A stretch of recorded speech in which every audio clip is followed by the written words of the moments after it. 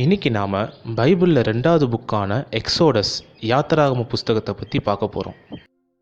ஆண்டவர் ஆபிரகாம் மூலமாக இஸ்ரவேல் அப்படிங்கிற ஒரு ஜனக்கூட்டத்தை உருவாக்கி அவங்களுக்கு தனியாக ஒரு நாட்டை நியமிக்க திட்டமிட்டிருந்தாங்க. ஜெனிசிஸ் புக்கோட எண்டிங்கில் யோசேப்பு தன்னுடைய அண்ணன்மார்கள் குடும்பத்தார் எல்லாருமே எகிப்தில் தஞ்சம் அடைகிறதுக்கு ஏற்பாடு செஞ்சுருந்தாங்க. பார்வோன் மன்னனும் யோசேப்போட வேண்டுகோள் படி அவனுடைய அண்ணன்மார்கள் குடும்பத்தார் எல்லாரும் எகிப்திலே தஞ்சம் அடையும்படி சம்மதிச்சாங்க. அதுக்கப்புறமா வருடங்கள் போகுது. யாக்கோபு, யோசேப்போட அண்ணன்மார்கள் எல்லாரும் இறந்து போகிறாங்க. இதுக்கப்புறம் நடக்கிற சம்பவங்களை டீட்டெயில்டாக தான் எக்ஸோடஸ் புக்கில் நம்ம பார்க்குறோம். இதை நம்ம 2 வகையாக பிரிக்கலாம். ஒன்று 1st சாப்டர்லேருந்து 18th சாப்டர் வரைக்கும், இன்னொன்று 19th சாப்டர்லேருந்து 40th சாப்டர் வரைக்கும். இந்த வீடியோவில் 18th சாப்டர் வரைக்கும் உள்ள விஷயங்களை தான் நம்ம டீட்டெயில்டாக பார்க்க போகிறோம். யோசேப்பின் காலம் முடிஞ்சு பல 100 வருடங்கள் கழித்து இஸ்ரேல் ஜனங்கள் கொஞ்சம் கொஞ்சமாக எகிப்து நாடு முழுக்க பழுகி பெருக ஆரம்பிக்கிறாங்க. ஜெனிசிஸ் புக்கில் சொன்ன மாதிரியே பாருங்கள், இவங்க எல்லாருமே யார் மூலமாக வந்தாங்க? ஆபிரகாம் அப்படிங்கிற ஒரு நபர் மூலமாக, ஈசாக்கு, யாக்கோபு அப்படிங்கிற வம்சங்கள் மூலமாக இந்த இஸ்ரேல் ஜனங்கள் வந்திருந்தாங்க. பல வருடங்கள் கழித்து யோசேப்புன்னா யாருன்னே தெரியாத ஒரு பார்வோன் மன்னன் அந்த காலத்தில் எகிப்தில் வந்தாங்க. அவங்களுக்கு இஸ்ரேல் மக்கள் பழுகி பெறுகிறது சுத்தமாக பிடிக்கல. ஏன்னா அவங்களுக்கு எகிப்து மக்கள் எல்லாருமே பழுகி பெறணும்னு தான் ஆசை. இந்த இஸ்ரேல் ஜனங்களை எப்படியாவது அழிக்கணும்னு திட்டமிட்டிருந்தாங்க. அதுக்கு எடுத்த ஒரு முடிவு தான் இஸ்ரேல் ஜனங்களை நல்லா இருக்க விடாமல் அவங்களுக்கு அதிக வேலை கொடுத்து அடிமைப்படுத்துறது. இனிமேல் எந்த இஸ்ரேல் குடும்பத்துக்கு குழந்தை பிறக்குதோ அந்த குழந்தைய அழிக்கணும்னு பார்வோன் மன்னன் கட்டளையிட்டு இருந்தாங்க. இது இஸ்ரேல் ஜனங்கள் மத்தியில் பெரிய பயத்தையே கொடுத்தது. அப்படிப்பட்ட நேரத்தில் தான் ஒரு இஸ்ரவேல் பெண்மணிக்கு குழந்தை பிறக்குது. அந்த குழந்தையும் அழிச்சிருவாங்கணுன்ற பயத்தில் அந்த குழந்தைய ஒரு நதி மூலமாக அனுப்புது. அந்த குழந்தை தான் மோசஸ், தமிழில் மோசேன்னு சொல்லுவாங்க. இந்த மோசஸ் மூலமாக தான் ஆண்டவர் இஸ்ரவேல் ஜனங்களை எகிப்தின் அடிமைத்தனத்திலிருந்து இஸ்ரவேல் ஜனங்களுக்குன்னு நியமிக்கப்பட்ட நாட்டுக்கு ஆண்டவர் கொண்டு செல்ல திட்டமிட்டிருந்தாங்க. அந்த இஸ்ரவேல் பெண்மணி அந்த குழந்தைய நதிக்கரையில் அனுப்புனதுக்கப்புறம் அந்த குழந்தை பார்வோனுடைய குமாரத்தி இருக்கிற இடத்துக்கு போகுது. பார்வோனுடைய குமாரத்தியும் இது நதி கடவுள் நமக்கு அனுப்பின ஒரு கிஃப்ட்டுன்னு நினச்சி அந்த குழந்தைய வளர்க்குறாங்க. மோசஸ் அதுக்கப்புறம் எகிப்தில் தான் வளர்கிறாங்க. ஒரு கட்டத்துக்கு அப்புறம் எகிப்து வாழ்க்கை மோசஸ்க்கு பிடிக்கல. அதனால் மோசஸ் எகிப்து விட்டு புறப்பட்டு வேற ஒரு ஊருக்கு சில வருஷங்களாக தங்குறாங்க. அதுக்கப்புறமா அந்த ஊரில் ஆண்டவர் மோசஸ்க்கு தரிசனம் காட்டுறாரு. மோசஸ், இனிமேல் நீ தங்கும் இடம் இது கிடையாது. என்னுடைய இஸ்ரவேல் ஜனங்கள் எகிப்தில் அடிமைத்தனத்தில் இருக்காங்க. அவங்கள நீ தான் கூட்டிகிட்டு வரணும். அவங்களுக்குன்னு நியமித்த ஒரு நாட்டில் தான் நான் இஸ்ரவேல் ஜனங்களை நியமிக்க போகிறேன் அப்படின்னு ஆண்டவர் மோசஸ்க்கு கட்டளையிட்டு இருந்தாங்க. மோசஸ் ஆண்டவர்கிட்ட இது எப்படி சாத்தியமாகும்னு கேட்குறப்போ ஆண்டவர் சொல்கிறாரு, நீ போ, நான் உன் கூடவே இருக்கேன்னு சொல்கிறாரு. நீ போய் பார்வோன் மன்னன்கிட்ட பேசு, இஸ்ரேல் ஜனங்களை விடுவிக்கணும்னு சொல்லி.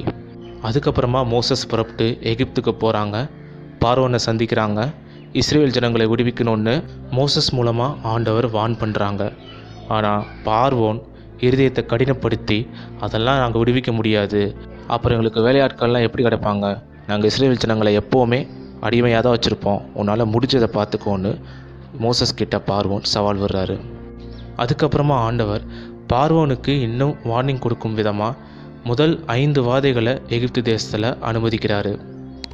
அட்லீஸ்ட் அதன் மூலமாக பார்வோன் புரிஞ்சுக்கிட்டு இஸ்ரேல் மக்களை விடுவிப்பார்னு நினச்சி மோசஸ் மூலமாக திரும்பவும் ஆண்டவர் வான் பண்ணுறாரு. இருந்தாலும் பார்வோன் தன்னோட இருதயத்தை கடினப்படுத்தி நாங்கள் இஸ்ரேல் ஜனங்களை விடுவிக்க மாட்டோம்னு சொல்லி ரொம்பவே பிடிவாதமாக பார்வோன் மன்னன் இருந்தார். இதனால் ஆண்டவர் மேலும் 5 வாதைகளை எகிப்து தேசத்தில் அனுப்புனார். 9 வாதைகள் வந்ததுக்கப்புறமும் பார்வோனோட மனது கடினமாக இருந்தாலும் 10வது வாதை வந்ததுக்கப்புறம் தான் பார்வோனுக்கு தூக்கி வாரி போட்டுருச்சு.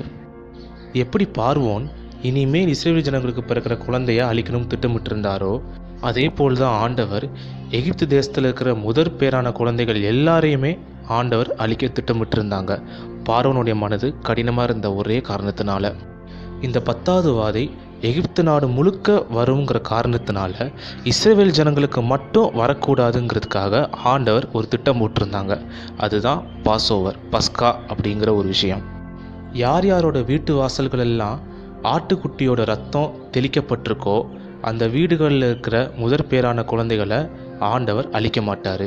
அதனால தான் இஸ்ரேல் ஜனங்களுக்கு மோசே மூலமாக ஆட்டுக்குட்டியோட ரத்தத்தை வீட்டு வாசலில் தெளிக்க சொல்லியிருந்தாங்க.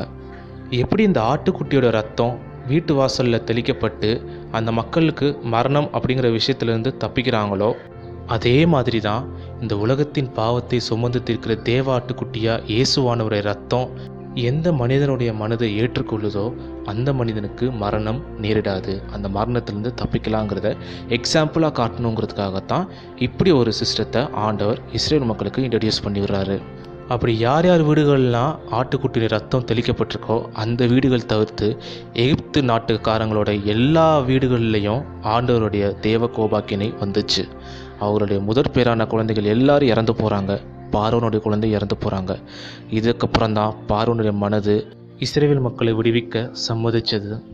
இனிமே ஒரு நிமிஷம் கூட இஸ்ரேல் ஜனங்க இந்த நாட்டில் இருக்கக்கூடாதுன்னு பார்வோன்னு சொன்னதுக்கப்புறம் சந்தோஷத்தோடு இஸ்ரேல் ஜனங்கள் எல்லாரும் அந்த நாட்டை விட்டு புறப்பட தயாரானாங்க. ஆண்டவருக்கு நன்றி செலுத்தி மோசேயின் மூலமாக இஸ்ரேல் ஜனங்க ஆண்டவர் அவர்களுக்கு நியமித்த தேசத்திற்கு போக புறப்பட்டாங்க. ஆனால் சிறிது நேரத்துக்கு அப்புறம் பார்வோனுடைய மனது திரும்பவும் மாறிடுச்சு. அவனுடைய இருதயம் கடினப்பட்டு, ஐயோ நம்ம இஸ்ரேல் ஜனங்களை தேவையில்லாமல் விட்டுட்டோமே, திரும்ப அவங்கள ஆக்குபை பண்ணணும்னு சொல்லி அவங்கள அடிமைத்தனத்தில் கொண்டு வரலான்னு முயற்சி பண்ணாங்க. ஆனால் ஆண்டவர் பார்வோன்ட்டு இருந்து இஸ்ரேல் ஜனங்களை செங்கடலை பிளந்து அவர்களை வேறொரு தேசத்திற்கு வழிநடத்துனாங்க. இஸ்ரேல் ஜனங்கள் கடல் கடக்கிற வரைக்கும் பார்வோன் அவங்க படைகள் எல்லாரையுமே ஆண்டவர் வரவிடாதபடிக்கு தடுத்தாங்க. அதுக்கப்புறமா இரண்டாக பிளந்த கடல் ஒன்றாக இணைந்து இனி என்றைக்கும் எகிப்து தேசம் இஸ்ரேல் மக்களை அடிமைப்படுத்தாதபடிக்கு இஸ்ரேல் ஜனங்களுக்கு ஆண்டவர் சுதந்திரத்தை கொடுத்தாங்க. எகிப்திலிருந்து விடுதலை ஆயிட்டோம்னு சந்தோஷப்பட்ட ஜனங்கள் நாட்கள் செல்ல செல்ல அவர்களுக்கு பசி தாகம் ஏற்படவும், இங்கே நாங்கள் பசி பட்டினியாக தவிக்கிறோமே, இதுக்கு தான் ஆண்டவர் உன்னை இங்கே வர வச்சாரா?